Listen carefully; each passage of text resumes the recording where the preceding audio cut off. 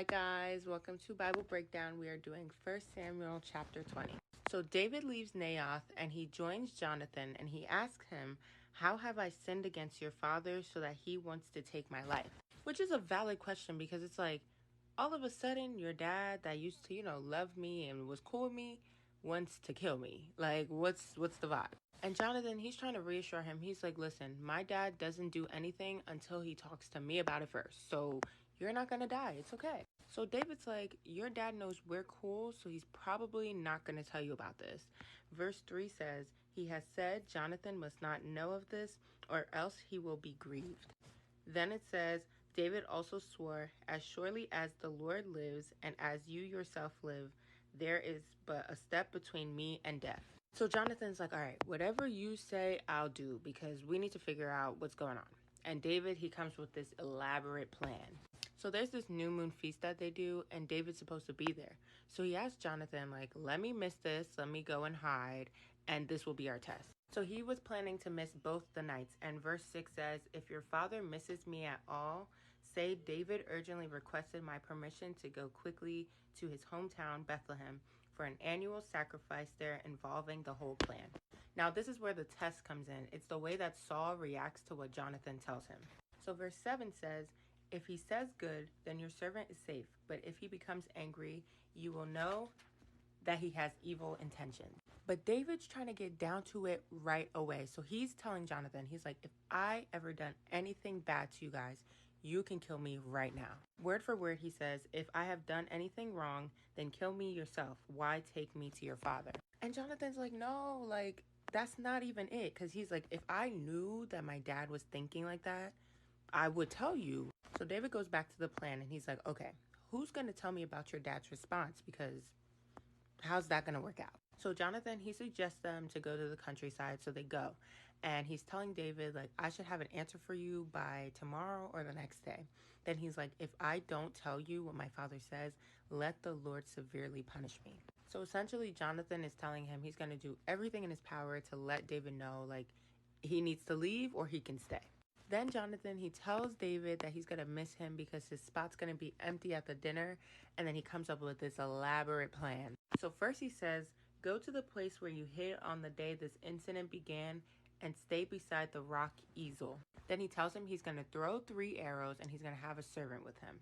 He's going to tell the servant, "Go and find the arrows." So he's going to have 2 code phrases. One is going to mean that David can stay, and the other is going to mean that David needs to get out quick. The first phrase he says is, "Look, the arrows are on this side of you. Get them."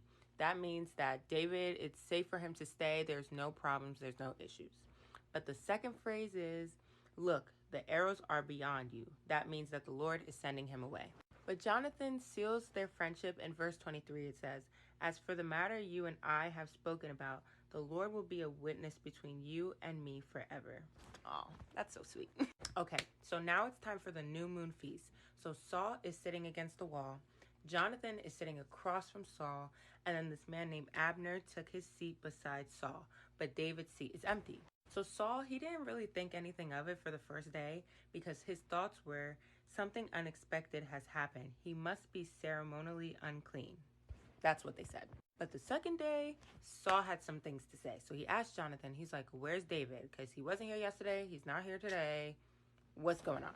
And Jonathan's like, "Oh, like the other day he asked me if he could go back home because they're doing this sacrifice. He wanted to see his brothers, so that's why he's not here." When I tell you, my mouth dropped at what Saul said to his son. Let's not forget that Jonathan is his son, and he's talking to him so crazy. Verse 30 and 31 says, "Then Saul became angry with Jonathan and shouted, 'You son of a perversive and rebellious woman.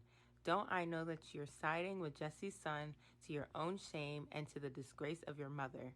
Every day Jesse's son lives on earth. You and your kingship are not secure. Now send for him and bring him to me. He must die.'" My jaw was on the floor. It was on the floor after reading those 2 verses. I was like, he can't be serious. To his own kid? So Jonathan asked the big question of why. Why do you want to kill David? What has he done to you? Tell me why Saul tried to kill Jonathan in that moment. It says, verse 33, Then Saul threw his spear at Jonathan to kill him, so he knew that his father was determined to kill David. So Jonathan, he gets up and he leaves the room. He doesn't even eat because he's so shameful of how his father's treating David. So now it's the next day and it's time to go through with the plan to tell David the news. So Jonathan gets his servant and they go to the countryside where David's hiding, and he tells his servant, "Go and find my arrows that I'm about to shoot." It says, as the servant ran, Jonathan shot an arrow beyond him. He came to the location of the arrow that Jonathan had shot, but Jonathan called to him and said, "The arrow is beyond you, isn't it?" So Jonathan tells him to hurry and get the arrows. So he gets the arrows and comes back.